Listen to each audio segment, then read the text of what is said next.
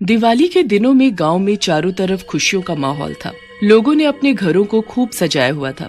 भीमा भी अपने घर को सजा रहा था।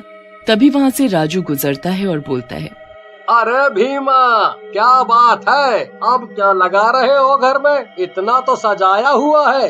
अरे दिवाली है भाई, अभी नहीं सजाएंगे तो कब सजाएंगे घर को? रात में देखना मेरे घर को, क्या मस्त लगेगा मेरा घर। आहा। फिर राजू वहाँ से चला जाता है और भीमा भी अपने काम में लग जाता है। रात में राजू भीमा के घर पर आता है।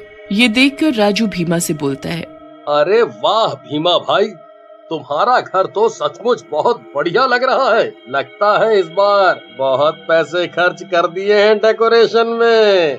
ऐसा कहकर राजू वहाँ से चला जाता है। रात में गांव के ऊपर से चुड़ैल जा रही होती है। गांव को जगमगाता देख चुड़ैल भी गांव के भीतर उतर जाती है। अरे वाह, कितना सुंदर गांव है, कितना सजा रखा है गांव को, मजा आ गया। मैं अब यहीं रहूंगी, खास तौर पर ये चमकता हुआ घर। फिर चुड़ैल भीमा के घर के ऊपर उतरकर बैठ जाती है। तभी चुड़ैल को भीमा के घर से खाने की खुशबू आती है। चुड़ैल खुश हो जाती है और बोलती है, मजा आ गया, क्या खुशबू है खाने की, मन कर रहा है बस टूट पड़ूं। ऐसा कहकर चुड़ैल भीमा की रसोई में झांकती है। भीमा की पत्नी विमला खाना बना रही होती है। वाह, कितनी बढ़िया खुशबू आ रही है खाने की। बस ये औरत यहाँ से चली जाए, मैं सारा खाना खा जाऊंगी। तभी बिमला की सहेली सीमा भी वहाँ आ जाती है और बिमला को बाजार चलने के लिए कहती है। बिमला खाने को किचन में रखकर चली जाती है। बिमला के जाते ही चुड़ैल खाने पर टूट पड़ती है और थोड़ी ही देर में सारा खाना खा जाती है। वाह, इतना स्वादिष्ट खाना मैंने कभी नहीं खाया, आज तो मजा ही आ गया है, गले तक खा लिया। तभी वहाँ भीमा आ जाता है। भीमा को देख चुड़ैल बिमला का रूप बदल लेती है। भीमा बिमला के पास आता है और बोलता है, अरे बिमला, आज अकेले ही खाना खा लिया? चलो कोई बात नहीं, मेरे लिए खाना निकाल दो, मैं भी खा लूं, बहुत भूख लगी है। भीमा की बात सुनकर चुड़ैल हड़बड़ा जाती है और बोलती है, जी जी जी जी जी जी, वो तो मैं खा गई, आज मुझे बहुत भूख लगी थी इसलिए मैंने सारा खाना खा लिया। चुड़ैल की बात सुनकर भीमा हंसते हुए बोलता है, सारा खाना, तभी तुम मोटी हो रही हो। चलो कोई बात नहीं, मैं अभी राजू के यहाँ जाकर खाना खा लेता हूँ। ऐसा कहकर भीमा वहाँ से चला जाता है। थोड़ी देर बाद वहाँ असली बिमला आ जाती है। बिमला को देख चुड़ैल छुप जाती है। सारा खाना खाया हुआ देख बिमला को बहुत जोर से गुस्सा आता है। इस आदमी को तो मेरी कोई चिंता ही नहीं है, सारा खाना अकेले ही खा गया, इसको कोई काम नहीं है, बस खाना और घूमना, आने दो इसको। बिमला गुस्से में घर में बैठ जाती है।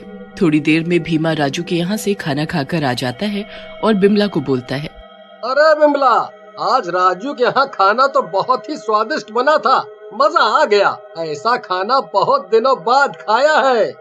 हाँ खाओ, पहले घर पर खाओ फिर राजू के यहाँ खाओ, पेट न भरे तो पूरे गांव का खाओ, कितना बड़ा पेट हो गया है तुम्हारा। बिमला की बात सुनकर भीमा को भी गुस्सा आ जाता है। मैंने खाया, वो भी घर का खाना, ये सही है? उल्टा चोर कोतवाल को डांटे, खुद खा गई सारा खाना मेरे आने से पहले, और अब बहाना बना रही हो, मेरा मूड खराब कर दिया है, मैं जा रहा हूँ यहाँ से। बिमला भी गुस्से में बोलती है, हाँ हाँ जाओ, यहाँ से दफा हो, वैसे भी तुम्हारे जैसे भुक्खड़ के साथ रहकर मैं पछता ही रही हूँ। भीमा घर से बाहर चला जाता है। चुड़ैल उन दोनों की लड़ाई देखकर खूब खुश होती है और बोलती है, मजा आ गया, ऐसी मियाँ बीवी की लड़ाई बहुत दिनों बाद देखी है, अब तो कुछ दिन इसी घर में रह जाती हूँ, यहाँ तो अच्छा खाना और मनोरंजन दोनों मिलेगा। भीमा भी राजू के घर चला जाता है। भीमा को देखकर राजू बोलता है, अरे भीमा, क्या हुआ इतनी रात को वापस? क्या हुआ, भाभी ने घर से निकाल दिया क्या?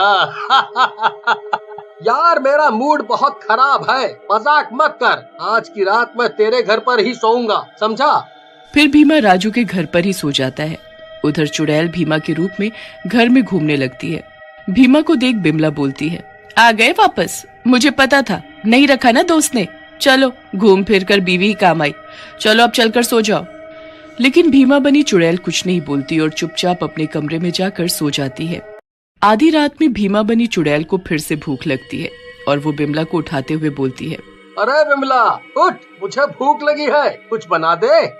भीमा की बात सुनकर बिमला को गुस्सा आ जाता है और वो बोलती है, तुम्हारा पेट है या कुआं?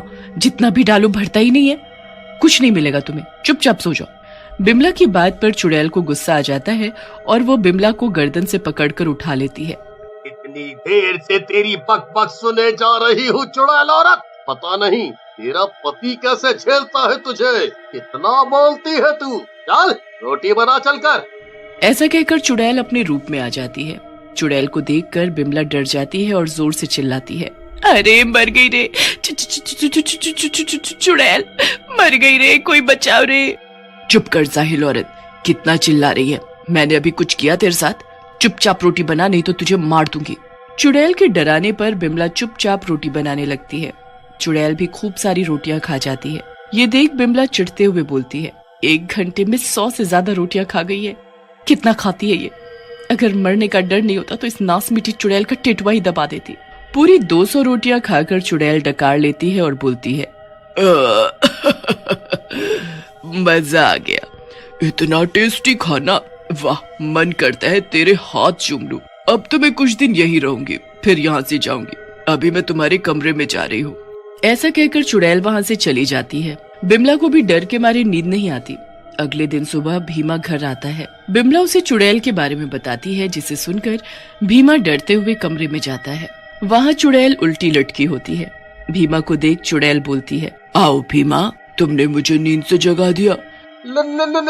लेकिन आप तो उल्टी लटकी हुई थी। भीमा की बात सुनकर चुड़ैल हंसने लगती है और बोलती है, हम चुड़ैलें ऐसे ही सोती हैं, उल्टा लटक कर, समझे? अब मैं यही रहूंगी कुछ दिन और खूब मजे करूंगी। चलो अब तुम दोनों यहाँ से दफा हो, और अगर किसी से कुछ कहा तो तुम दोनों की गर्दन मरोड़ दूंगी। ऐसा कहकर चुड़ैल दरवाजा बंद कर लेती है। बिमला भीमा से बोलती है, ये सब क्या हो गया भीमा? अब हम क्या करेंगे? अगर किसी से बाहर मदद मांगी तो वो हमें मार डालेगी। फिर कई दिनों तक ऐसा चलता रहता है और दिवाली का दिन आ जाता है, लेकिन भीमा ने अपने घर में कोई रोशनी या सजावट नहीं की होती।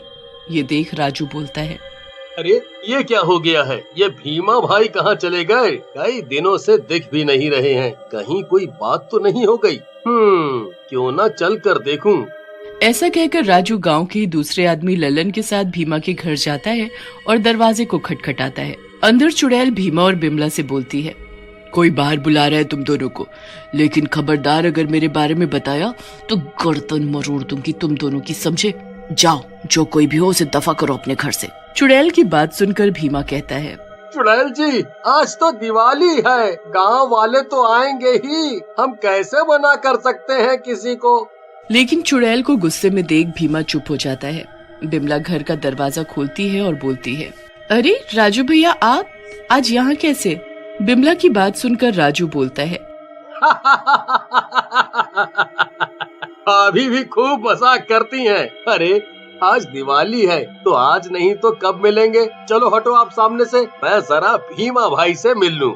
ऐसा कहकर राजू जबरदस्ती अंदर घुस जाता है, लेकिन अंदर चुड़ैल ने भीमा को पकड़ रखा होता है। ये देखकर राजू बोलता है, मुझे पता था कुछ गड़बड़ है, लेकिन ये नहीं पता था कि अंदर चुड़ैल है। अब पता चल गया तो तुम कौन सा कुछ बिगाड़ लोगे मेरा?